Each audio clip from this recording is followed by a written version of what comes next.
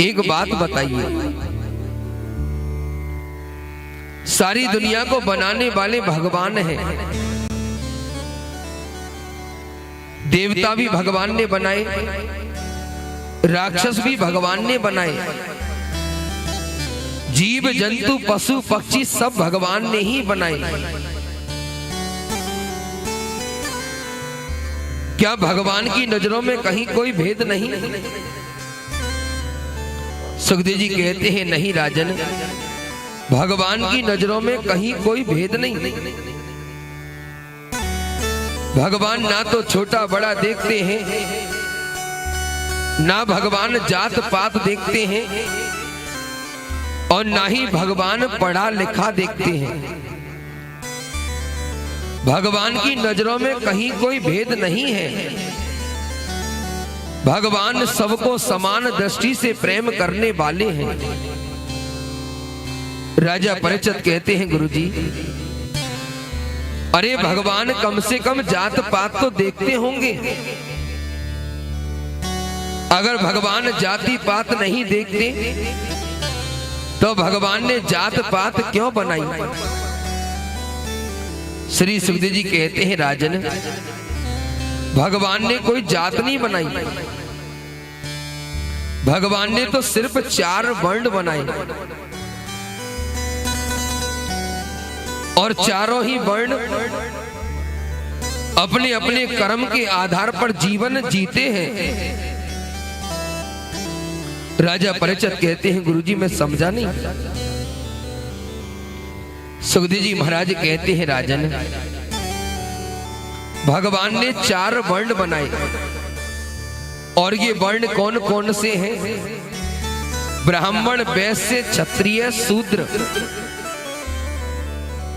जो समाज में धर्म की नींव को रखे, धर्म की रक्षा करे और लोगों को अपने धर्म के बारे में जागरूक करे, उन्हें हम कहते हैं ब्राह्मण।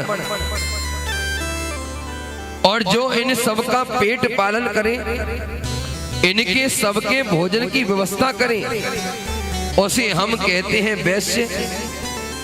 और जो इन सबकी रक्षा करे, हर पल इनकी सेवा में रहे, उसे कहते हैं क्षत्रिय। और जो इन सबके मल मूत्र को साफ करे, इनके घर की सफाई करे, उसे कहते हैं शूद्र।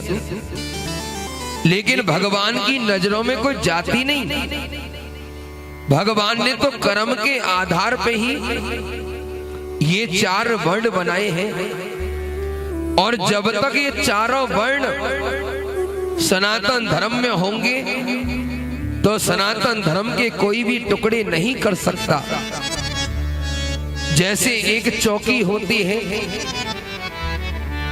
और चौकी में 4 पाए होते हैं, अगर चौकी में से एक पाया हटा दिया जाए तो चौकी रुक नहीं सकती। उसी प्रकार ये सनातन धर्म है। अगर सनातन धर्म में से हमने किसी एक वर्ण को भी अलग कर दिया तो हम सनातन धर्म की रक्षा नहीं कर सकते। सनातन धर्म की रक्षा के लिए हमें चारों वर्णों को साथ लेके चलना होगा। और आज हम देख रहे हैं, पहले जमाने में जाति के नाम पे कोई झगड़ता नहीं था, लेकिन आज जाति के नाम पर इतनी फूट हो चुकी है। कोई कहता है हम ऊंची जात वाले, कोई कहता है नीची जात वाले। और आज यही कारण है कि दिन पे दिन हिंदुओं का बट होता जा रहा है। कोई कहता है हम बघेल समाज से हैं, कोई कहता है हम जाटम है, कोई कहता है ठाकुर, कोई कहता है गुजर, कोई कहता है जाट, कोई कहता है ब्राह्मण। लेकिन आज कोई ये नहीं कहता कि हम सब सनातनी हैं। आज हम लोग जाति के नाम पर झगड़ते हैं, उसका कारण है राजनीति। आज राजनीति के जो ठेकेदार हैं ना, उनकी रोटी सिर्फ राजनीति के तय पर सिकती है, और उन्होंने ही आज हमारे देश के अनेक टुकड़े कर दिए। आज सनातन धर्म को मिटाने के लिए बड़ी बड़ी संस्थाएं चलाई जा रही हैं ताकि हिंदुओं का सर्वनाश कर दिया जाए, सनातन धर्म को नष्ट कर दिया जाए। आज विदेशों से भारत में पैसा सिर्फ इसलिए आता है ताकि हिंदू को हिंदू से लड़ाया जाए, हिंदू को हिंदू से मिलने नहीं दिया जाए। अगर ऐसा ही होता रहा ना, एक दिन सनातन धर्म का नाश हो जाएगा। 1987 की गणना, जिस समय हिंदू 83% थे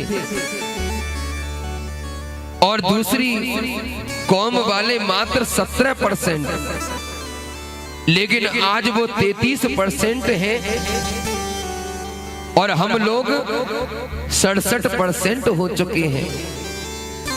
यानी कि उनकी संख्या बढ़ रही है और हमारी संख्या घट रही है। और अगर ऐसे ही होता रहा तो 2050